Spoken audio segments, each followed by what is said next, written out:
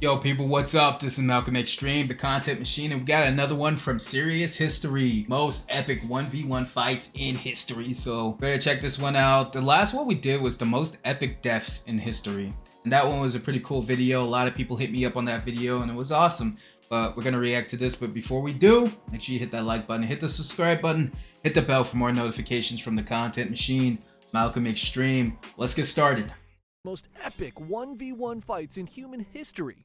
Number Yo. 1, Jean de Carouge versus Jacques Legris. We're gonna start off. Okay, we're not starting off with a Japanese fight. It seems like the Japanese always have like the coolest samurai fights and shit. With one of the most brutal 1v1 fights in recorded history, when jealousy turned best friends into mortal enemies. Oh who end man, up fighting to we the got death. something medieval. It's the late 14th They went century. medieval on their ass. Two men named Jean de Carouge and Jacques Legris are squires serving under a local count in Lower Normandy. So they're a part of the same In the team. middle of the 100 Years' War, so Jean and Jacques often find themselves fighting side by side against the English. Nice. Their time together on the battlefield leads to a strong friendship. So strong, in fact, Man. that when Jean's wife gives birth to his first son, he asks Jacques to become the child's godfather. Dude, that's nice, dude. I'm actually kind of upset to see how this is gonna play out because like there's nothing worse than like two best friends just becoming mortal enemies. So life is good for Jean, but things begin to sour when the count they've been serving under dies, and the position is inherited by a man named Pierre d'Alençon. Both Jean and Jacques, having been loyal subjects, are invited to join the new count's inner circle. Nice. That's good. That's But good. for some reason, he begins to heavily favor Jacques over Jean. The favoritism Damn, makes Jean dude. insanely jealous, and this Yo. jealousy quickly destroys their friendship.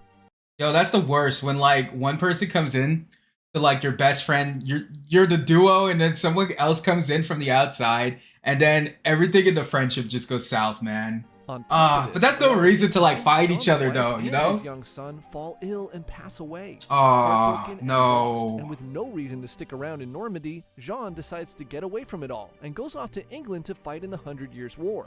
Tales of his bravery make it. Yo, back he to was France, trying to and when he returns home, supplement he's his kind of a war sadness. hero. He meets and marries a beautiful young noble named Marguerite de Thibauville. Things are finally Marguerite. starting to look up again for our guy.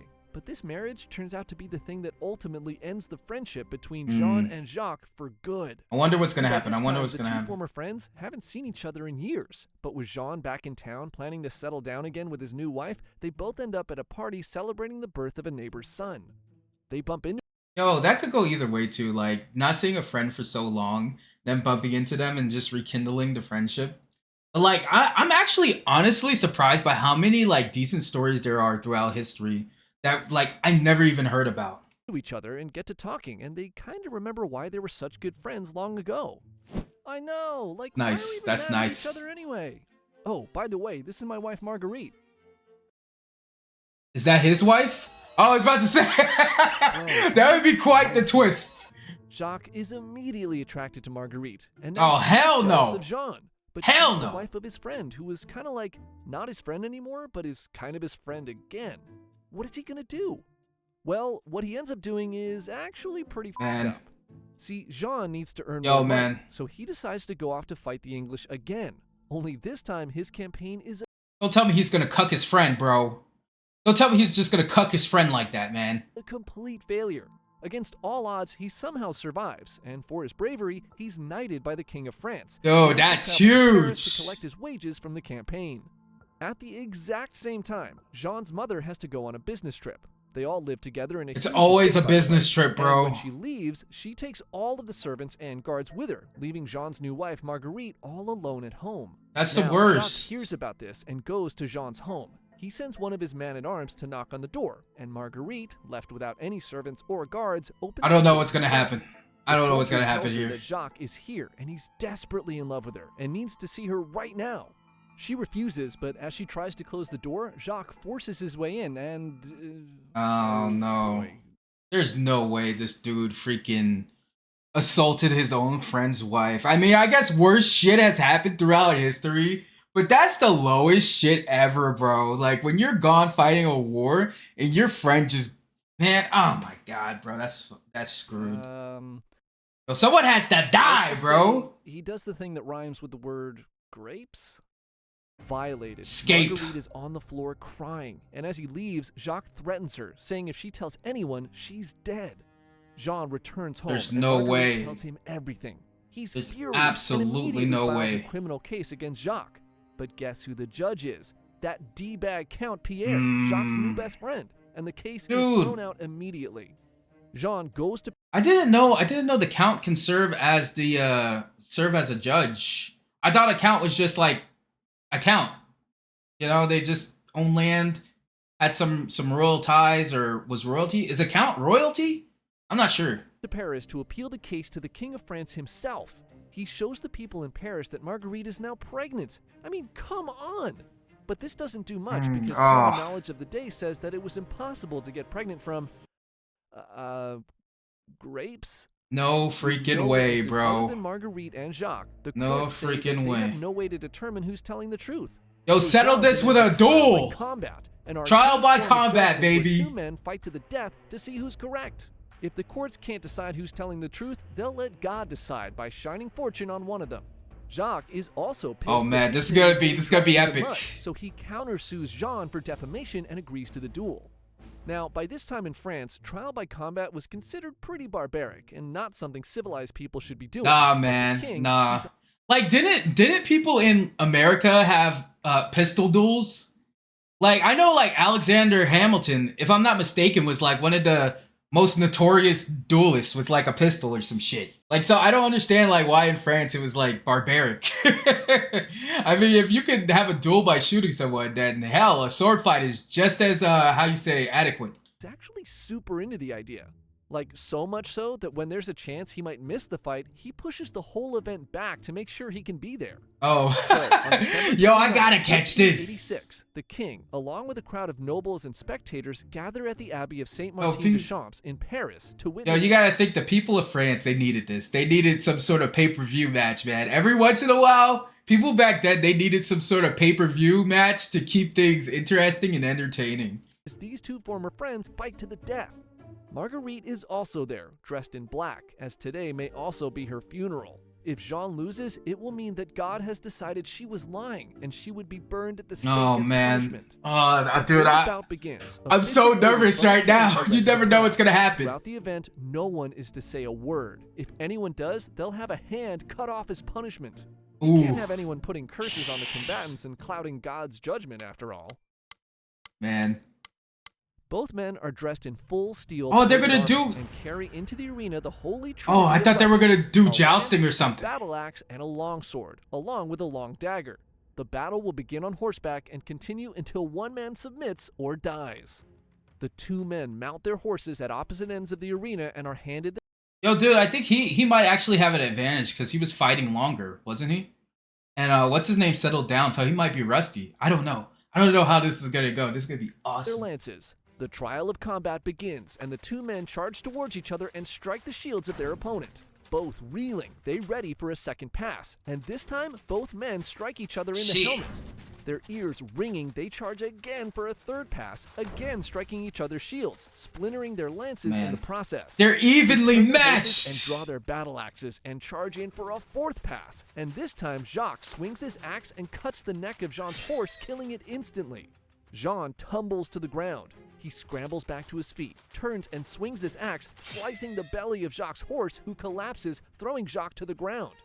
Yo, this is their chance! Swords and charge at this is your chance! With evil intent. Jacques is the much larger man, and he quickly begins to gain the upper hand in the duel. He's battering Jean, who's struggling to defend against the powerful blows of his one-time friend. Man, that's the thing too. Like, you can really, like, if someone had like that farmer strength back then, man, they would absolutely crush people. Reminds me of what's his name? Bobby Baratheon? Robert Baratheon, excuse me. Opening and stabs Jean in his thigh. The crowd gasps as this fight is coming to an end, and Jacques steps back and looks up towards the spectators. Oh no. With this small opening, Jean lunges at Jacques and drags him to the ground by his helmet. Lying flat on his back, Jacques cannot stand with his heavy armor weighing him down. No way. Jean mounts him and begins viciously stabbing at his chest with his sword. But as hard as he tries, he cannot pierce the steel plate. No freaking way, bro. He throws his sword to the side and takes out his dagger, and with its handle, he begins to smash at the lock that secures Jacques' faceplate. A final strike breaks the lock, and he rips off the helmet, revealing the face of his one-time best friend. Holding a knife to his throat, Jean demands that Jacques confess to his crimes. Jacques No! loudly screams, Dude, he's making the same mistake what's his name did on Game of Thrones. He's making the same mistake. He should just end it right here. Maybe this is what the Game of Thrones between the Viper and the Mountain was supposed to be emulating. "In the name of God and on the peril and damnation of my soul, I am innocent." What? With this, Jean can stomach no more disrespect and plunges his dagger into the neck of his Oh, former friend, shit. killing him instantly. Nice. The crowd erupts into cheers, and pages rush onto Yo! the field to treat Jean's wounded leg. Dude, this is like the Jean lives revenge and story kneels of a in front the king. He's like, lifetime, bro. "That was fucking epic." He Hell gives yeah. Jean a prize of 1,000 francs, worth about $300,000 today. And Hell yeah, man. Yo, that's probably the money he won from the bet. payment of 200 francs a month, which is around 60K in today's money. Jean then limps to What his a wife hero. Marguerite, and together What a they ride in freaking caravan hero. to the Notre Dame Cathedral to give So what about the baby though? What about the baby? Did they take care of the baby? Yeah, I wonder. I really do wonder. thanks to God. The kid for is the innocent, long-awaited but like, justice. They then live man, it's happily so. ever after for about 10 years, and then Jean goes off and dies in a crusade. No. Number 2, No! Miyamoto Musashi versus Sasaki Kojiro. It's an epic fight It's not though. often we get to see two legendary fighters go up against each other in their primes, but this is exactly what happened in this story when Miyamoto Musashi went up Hell against the yeah. most skilled swordsman of his time, Sasaki Kojiro, in an epic duel to the death. The date is April 13th, 1612, and on the shore of a 1612? small island off the coast of Yo, southern there were still Japan, samurais in a 1612? samurai is silently seething in anger as he watches the sun begin to fall in the afternoon sky. He's a tall, powerful man who towers over his disciples, and on his shoulder, he's carrying a giant 3-foot-long Yo, can you imagine being like super tall back in rural Japan? Just being like just the tallest guy there, man. Cause like the Japanese, the Asian people in general are like just shorties, bro. They're shorties, but like being like 7 foot or 6 feet tall back then, that must have been like crazy. sword called a nodachi, a weapon so big only someone his Nodachi. size could even dream of using it properly. His name is Sasaki Kojiro, a man many at the time considered to be the most skilled swordsman in all of Japan. Just killed that guy Months for no ago, He reason. was challenged to a duel by a ronin named Miyamoto Musashi, and he's impatiently awaiting for his arrival. Musashi is late, and Kojiro is taking it personally. The inconsiderate behavior goes completely against the code of the samurai. The sun continues to set, and finally, a whole 3 hours later, Damn. a small boat appears on the horizon, casually drifting in the distance. Musashi is finally here, and Kojiro Dude, I would have left a long time ago, bro. I'm gonna be like, dude, you arrived late? That's an L on you. I told you to arrive in the midday, and you're arriving in the evening at sundown? Yo, L on you, man. I'm out. impatiently rushes to meet him at the shore. Now, Musashi, unlike Kojiro, who is a proper by-the-book samurai, is kind of a weirdo. For one thing, he's super tall for the time, standing nearly 6 feet when most Japanese He's also in the era tall. were only around 5 feet. His appearance is also very un-samurai-like. His face and clothing Dirty. are dirty. He never bathes, and his hair is an uncombed. Yo, there's always that stereotypical, like, dirty samurai that has, like, an odd fighting style that acts strange and shit. I noticed that sometimes in, like, different media, there's always that one samurai that's just super dirty, and he has just, like, an unorthodox style to him. mess. Despite all these oddities, Musashi is known throughout the land to be not only dangerous, but also an incredibly cunning warrior.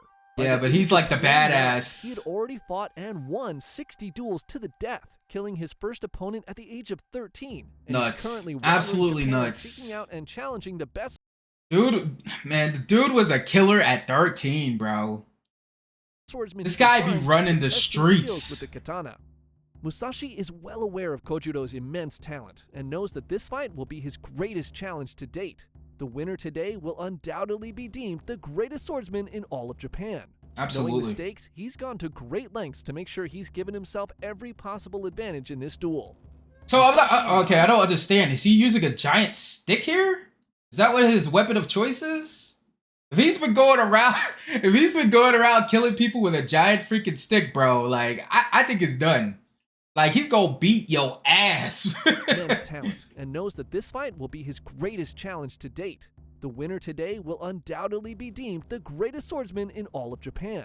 Knowing the stakes, he's gone to great lengths to make sure he's given himself every possible advantage in this duel. Musashi nonchalantly steps off the boat looking as dirty and disheveled as ever.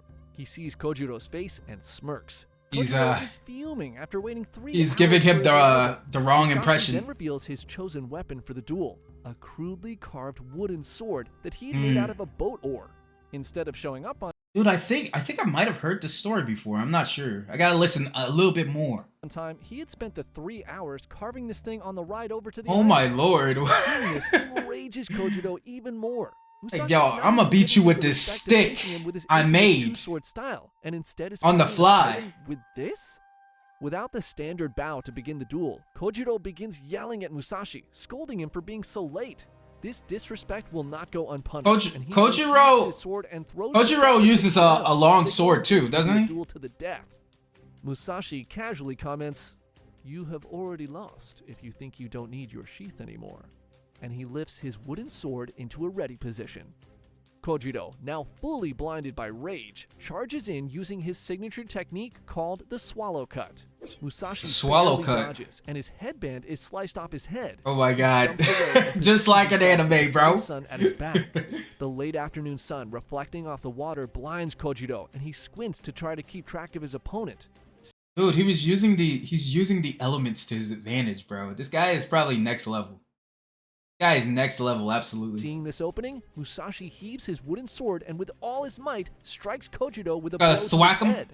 Thwack him on the head. Kojiro cannot defend himself properly, and the sound of his skull cracking echoes on the beach, leaving his disciples gasping in shock as his limp body falls lifelessly to the sand. The greatest samurai duel in history is over in just one strike. Damn. Musashi, seeing Kojiro's disciples... I wouldn't say it's the greatest samurai duel in history, man, but...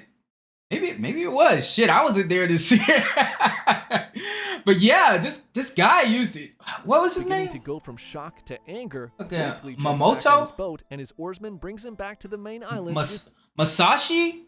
Yo, I think he just planned everything out. Maybe he knew his opponent would have such a ego to be like super angry about the situation. Then he used the sun's shine off the ocean to blind him, and he even taunted him by just making a weapon to kill him with. I don't know, man. This guy's on something else, bro. No celebration.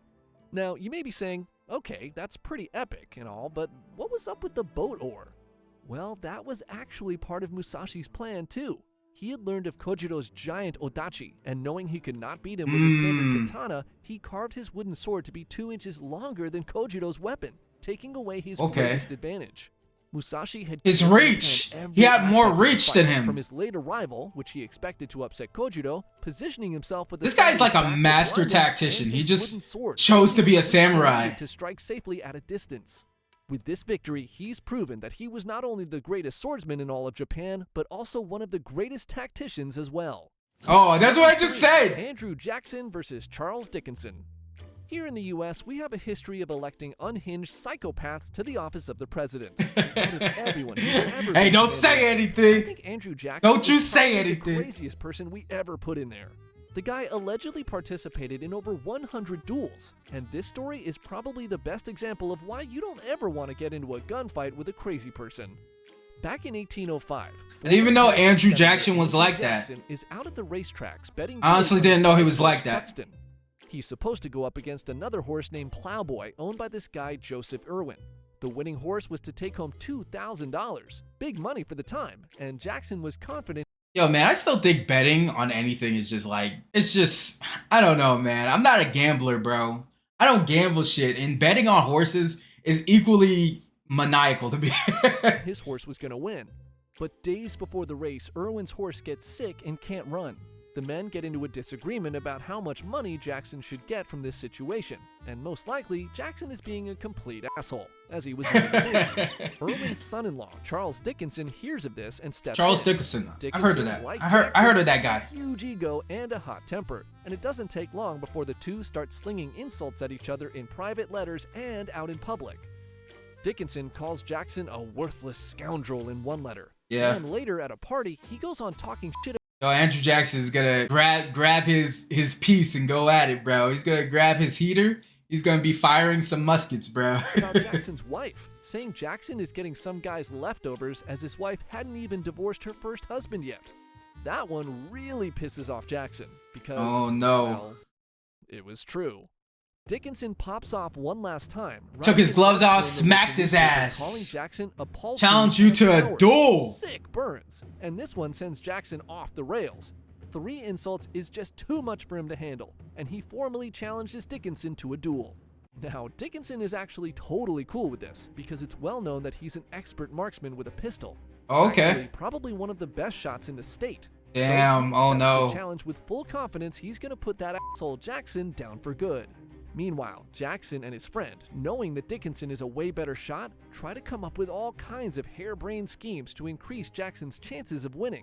They come up with a plan of trying to get Dickinson to shoot. Yo, if I'm not mistaken, didn't they have like revolvers back in this time? Or did that come much later? Because I feel like having a duel, like an actual Wild West shootout with a revolver would have been a lot more, practical. First, because than a Dickinson musket. can rush him and he'll miss, and then Jackson would have all the time he needs to aim properly. This strategy did have the risk of Dickinson, not missing, and Jackson dying before he had a chance to shoot. But hey, this was the best they could come up with. And I told you already, Jackson was unhinged, to say the least. By this time, dueling was actually illegal in the state of... Like dueling, I forgot when dueling became illegal, but after you shoot your pistol, if both people miss, do they do anything else?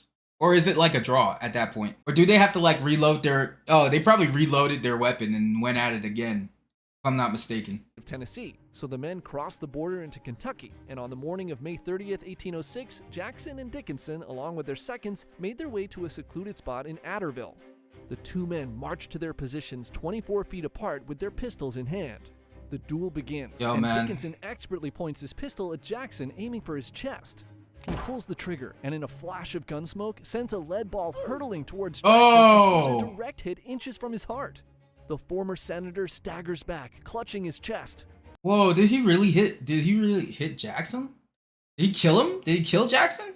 If I wasn't mistaken, I thought Andrew Jackson was around for a while. Blood seeps out from beneath his hand, staining his shirt, but Jackson does not fall.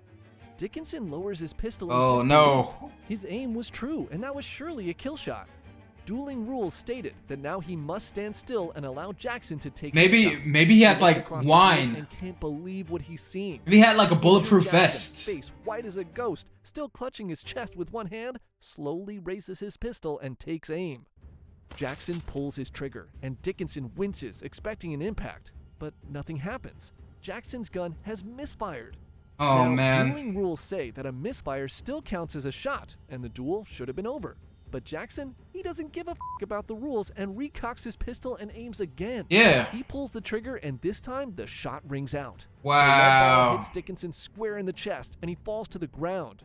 Though people try to save him, he bleeds out and passes away within 24 hours. No. Jackson's wound is examined. That's what he gets for talking shit. by his doctors, and it's discovered that Dickinson's bullet has broken a few of his ribs and is so close to his heart it can't be removed safely. He recovers, but the bullet remains lodged in his chest for the rest of his life, causing him a lot of pain. Damn. Jackson's reputation took a major hit from the duel because, he kind of just murdered a guy in cold blood, but not enough to prevent him from becoming president in 1829, which just goes to show you can be a horrible person and still become president of the United States. Oh man. Yo, man. Yeah, you better not be taking a shot, bro. Yo, thanks for watching, guys. This was freaking awesome, bro. Yo, I love these videos. I love these videos, man. There's so many things in history that just completely miss me, man. And I've been like watching movies, TV shows, and like I've never heard of like some of these people and some of these scenarios, bro. It's absolutely crazy kind of shit you can get yourself into throughout history. Yo, thanks for watching. Comment, like, subscribe, hit the bell for more notifications from the content machine.